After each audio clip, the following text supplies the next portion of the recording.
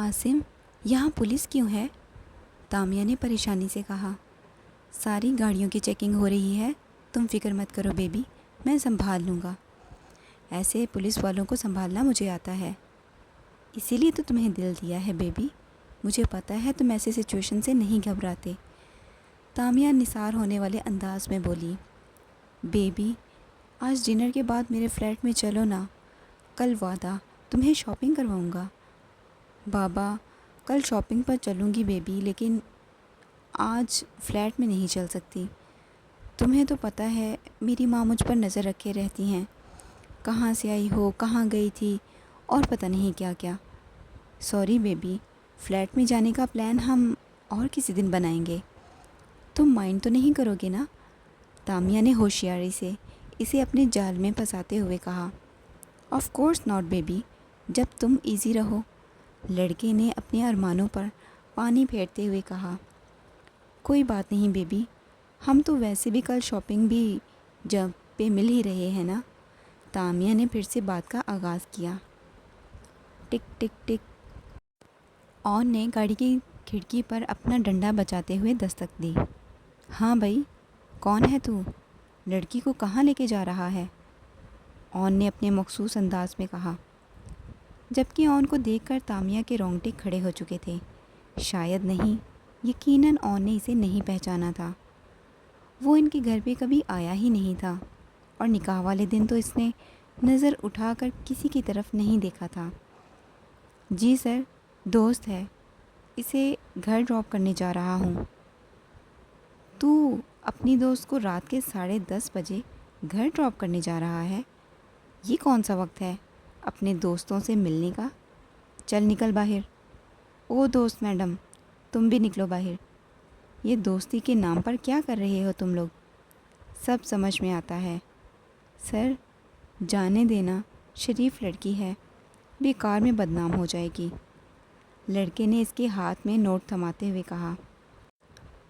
اگر اتنی ہی شریف ہوتی تو آدھی رات کو سڑکوں پہ نہ ملتی، بہت دیکھی ہیں ایسی شریف زادیاں۔ میڈم باہر نکلو، اون نے نوٹ اس کے منہ پر مارتے ہوئے کہا۔ سر پلیز جانے دیجیے نا، اس لڑکی کا گھر پہنچنا بہت ضروری ہے۔ سر جیسا آپ سمجھ رہے ہیں ویسا کچھ نہیں ہے۔ اس لڑکے نے لڑکی کی طرف اشارہ کیا جو اپنا منہ چھپائے کھڑی تھی۔ سن، ڈی سی پی آ رہا ہے۔ عمر نے پیچھے سے آتے آدمی کی طرف اشارہ کیا تو اون نے ان دونوں کو بھی جانے کا اشارہ کر دیا۔ آفیسرز، کچھ پتہ چلا؟ ہم آتی جاتی ہر گاڑی پر نظر رکھے ہوئے ہیں، میرا نہیں خیال کہ لڑکی اس طرف آئے گی، یا تو وہ ہم سب کو چکمہ دے کر بہت آگے نکل چکی ہے، یا شاید چھپ کے بیٹھ چکی ہے۔ اسے اپنے باپ کی پہنچ کا اندازہ ہے، اس لیے مجھے نہیں لگتا کہ وہ اس پر سڑک پر نکلنے کی غلطی کرے گی۔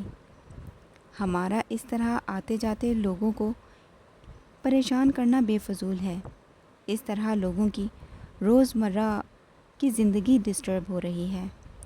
اون نے پروفیشنل انداز میں کہا تو ڈی سی پی نے سر ہلایا۔ ٹھیک ہے، تم لوگ کافی دنوں سے اس کام میں بزی ہو، میرے خیال سے میں آج تم لوگوں کو ریسٹ کرنا چاہیے۔ تم لوگوں کی جگہ کسی دوسرے آفیسرز کو اپوائنٹ کر دوں گا، ڈی سی پی نے کہا تو اون نے عمر کو دیکھ کر آنکھ ماری۔ مطلب آخر کار جان چھوٹ چکی تھی۔ آج 5 دن بعد وہ گھر واپس آیا۔ اسے یقین تھا کہ اس کی غیر موجودگی میں ضرور وہ اس کا بیڈ استعمال کرتی رہی ہوگی۔ پہلے تو وہ اسے لات مار کے نیچے پھینکنے کا ارادہ رکھتا تھا، لیکن وہ کمرے میں آنے کے بعد اسے تھوڑی سی روشنی میں کچھ فاصلے پر زمین پر وجود ایک لیٹا ہوا محسوس ہوا۔ فرما بردار ٹائپ بیوی ہے، اون بڑبڑاتے ہوئے واش روم میں گھس گیا۔ تھوڑی دیر میں چینج کر کے وہ واپس آ کر اپنے بیڈ پر لیٹا، لیکن اسے احساس ہوا کہ جیسے وہ جاگ رہی ہے، جبکہ بار بار ہاتھ پاؤں ہلنے کی وجہ سے کبھی چھن چھن تو کبھی چھم چھم کی آواز آتی۔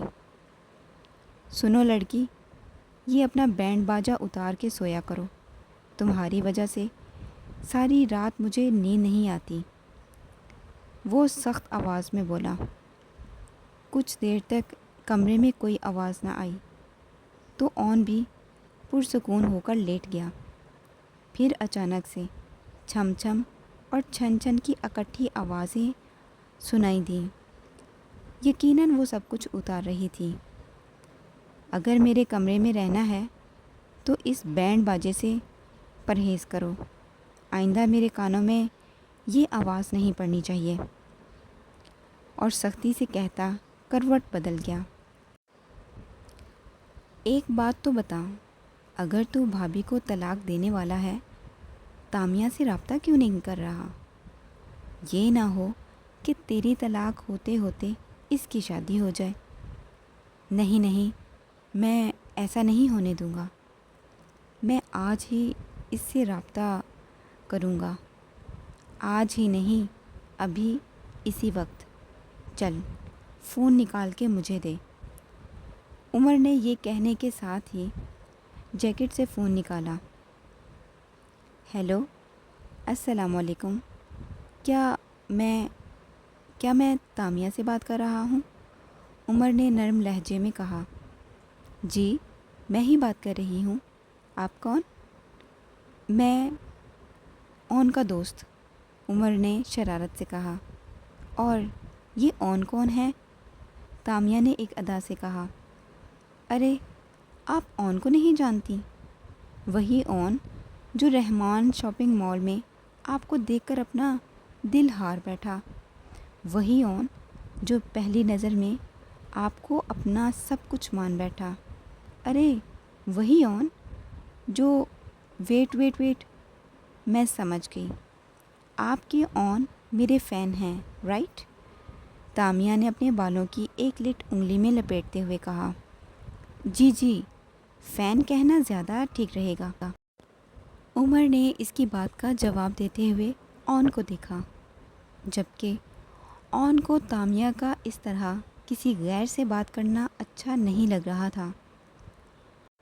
اب کیا میں آپ کے دوست سے بات کر سکتی ہوں؟ تامیہ نے کہا۔ جی، وہ تو آپ سے ہی بات کرنے کے لیے بے چین بیٹھا ہے۔ عمر نے فون اس کی طرف بڑھایا۔ ہیلو، اون نے موبائل کان سے لگایا۔ آواز تو اچھی ہے مسٹر، آپ کے بارے میں سوچا جا سکتا ہے، تامیہ نے ایک الگ ہی انداز میں کہا، لیکن اس کی آواز اس دن سے نہیں مل رہی تھی۔ اس نے صرف سوری بولا تھا، اس لیے اون نے آواز پر دھیان دینا فضول سمجھا۔ تامیہ، میں کوئی فضول بات نہیں کروں گا۔ میں نے کچھ دن پہلے رحمان شاپنگ مال میں آپ کو دیکھا تھا اور اس دن شادی کے بارے میں سوچا۔ میری ماہانہ تنخواہ 45,000 ہے، پولیس انسپکٹر ہوں، آگے پیچھے کا ملا کر 2-3 لاکھ ایک مہینے میں کما لیتا ہوں۔ شادی کے بعد میں بہت خوش رکھوں گا تمہیں، اپنی شکل میں تمہیں واٹس ایپ پر سینڈ کر دوں گا۔ اپنے خاندان کا سب سے ہینڈسم لڑکا مشہور ہوں، لیکن پھر بھی اگر قابل قبول نہ لگوں تو انکار کر سکتی ہو۔ وہ فون بند کر چکا تھا، جبکہ تامیہ ابھی تک اس کی آواز اور نوکری میں کھوئی ہوئی تھی۔ اللہ جی، یہ وہ والا اون نہ ہو، اگر یہ وہ ہوتا تو کیا مجھے فون کرتا؟ کیا اسے نہیں پتا کہ میں اس کی کزن ہوں؟ نہیں، یہ کوئی اور ہوگا۔ تم یہ لے لو آرزو، تم پر یہ کلر بہت سوٹ کرے گا۔ زرش نے ایک پیارا سا سوٹ اس کے ساتھ لگایا۔ یہ تو 4,000 کا ہے، آرزو نے سوٹ کو خود سے دور کیا۔ کیا مطلب 4,000 کا ہے؟ 40,000 کا تو نہیں نا؟ اور ویسے بھی چاچی امی نے صرف تمہاری شاپنگ کے لیے پیسے دیے ہیں، جس میں مہرش نے 3 سوٹ لے لیے ہیں۔ اب شرافت سے اپنی ساری شاپنگ کرو، اور مہندی اور شادی کے ڈریسز تمہارے ہمارے جیسے ہی ہیں، وہ لینے کی ضرورت نہیں ہے۔ ہاں، ولیمے کے لیے کوئی اچھا سا ڈریس پسند کر لو۔ وہ یہ کہتی ہوئی کوئی اور ڈریس دیکھنے لگی، جبکہ آرزو کو وہ وقت یاد آ رہا تھا جب وہ 200 روپے کے لیے بھی اسے دن رات تانے سننے پڑتے تھے۔ میری بات سنو آرزو، میں دیکھ رہی ہوں تم اون کو لے کر بہت لاپرواہ ہو بیٹا۔ میں یہ نہیں کہتی کہ تم ہر وقت اس کے ساتھ رہو، میں بس یہ چاہتی ہوں کہ تم اس کا خیال رکھو بیٹا، وہ شوہر ہے تمہارا۔ لیکن پھپھو، وہ تو میری طرف دیکھتے بھی نہیں، اتنا غصہ کرتے ہیں۔ میرا نہیں خیال کہ انہوں نے میری شکل بھی دیکھی ہے، آرزو نے کہا۔ لیکن بیٹا، تم اسے بات کرنے کی کوشش کیا کرو، تم اسے مجبور کرو کہ وہ تمہاری طرف دیکھے، تم سے محبت کرنے لگے۔ نہیں پھپھو، وہ کسی اور سے پیار کرتے ہیں، انہوں نے مجھے پہلے دن ہی بتا دیا تھا۔ آرزو نے جلدی سے ان کی بات کاٹی۔ تو تم اپنے شوہر کو کسی اور سے محبت کرنے دو گی؟ وہ شوہر ہے تمہارا، اس پر تمہارا حق ہے، تم کیوں اسے کسی اور سے محبت کرنے کا موقع دے رہی ہو؟ اگر اسے گھر میں ہی محبت ملنے لگے تو وہ کیوں کسی اور کی طرف دیکھے گا؟ کیوں کسی اور سے پیار کرے گا؟ تمہیں اپنے شوہر کو خود سے محبت کرنے پر مجبور کرنا ہوگا۔ آرزو اون کا پیچھا چھڑواؤ اس لڑکی سے، وہ تمہارا شوہر ہے، صرف تمہارا، اسے خود سے محبت کرنے پر مجبور کر دو۔ پھپھو اسے سمجھا کر چلی گئی۔ یہ میرے کپڑے کس نے دھوئے اور استری کیے ہیں؟ یہ تو آج لانڈری میں جانے والے تھے، یہ کس نے دھوئے؟ اسے اپنی کسی بھی سامان کے ساتھ چھیڑ چھاڑ پسند نہیں تھی۔ اب اپنے کپڑے سلیقے سے الماری میں لٹکے اسے بالکل بھی پسند نہیں آئے۔ وہ جلدی سے باہر آیا۔ میرے کپڑے کس نے دھوئے؟ وہ غصے سے پوچھ رہا تھا۔ وہ آرزو نے تمہارے کپڑے دھو کر اچھی طرح استری کر کے رکھے تھے، زبیدہ بیگم نے مسکرا کر بتایا، جبکہ اون کے چہرے پر غصہ اچھے سے وہ دیکھ چکی تھی۔ اون ہاں میں گردن ہلاتا اندر چلا گیا۔ اس کو نارمل دیکھ کر زبیدہ بیگم نے بھی سکون کا سانس لیا، مگر اگلے ہی لمحے اون کو کپڑوں کا ڈھیر اٹھا کر لاتے دیکھا۔ اون نے وہ کپڑے صحن کے بیچوں بیچ رکھے اور جیب سے لائٹر نکال کر سب کپڑوں کو نظر آتش کر دیا۔ زبیدہ بیگم میں اتنی بھی ہمت نہ تھی کہ وہ اسے روک پاتی۔ اگر آپ کی بھتیجی نے میری کسی بھی چیز کو ہاتھ لگایا تو میں اس کے ساتھ بھی یہی کروں گا، وہ غصے سے کہتا ہوا باہر نکل گیا، جبکہ ہانیہ نے آرزو کو اپنے ساتھ لگا لیا، جو ڈر سے کانپ رہی تھی۔ وہ رات 2:30 بجے واپس آیا تھا۔ اس نے دیکھا آرزو زمین پر اپنے آپ کو چادر سے کور کیے سو رہی تھی۔ اسے بے اختیار اس معصوم لڑکی پہ ترس آ گیا۔ اس نے اپنی زندگی کے بارے میں یہ سوچا ہوگا کہ یہ ہوگی اس کی زندگی، نہ جانے کتنے خواب لے کے آئی تھی وہ یہاں۔ میں وعدہ کرتا ہوں آرزو، میں خود تمہاری شادی کسی بہت قابل انسان سے کرواؤں گا، لیکن میں چاہ کر بھی تمہیں اپنی زندگی میں وہ جگہ نہیں دے سکتا۔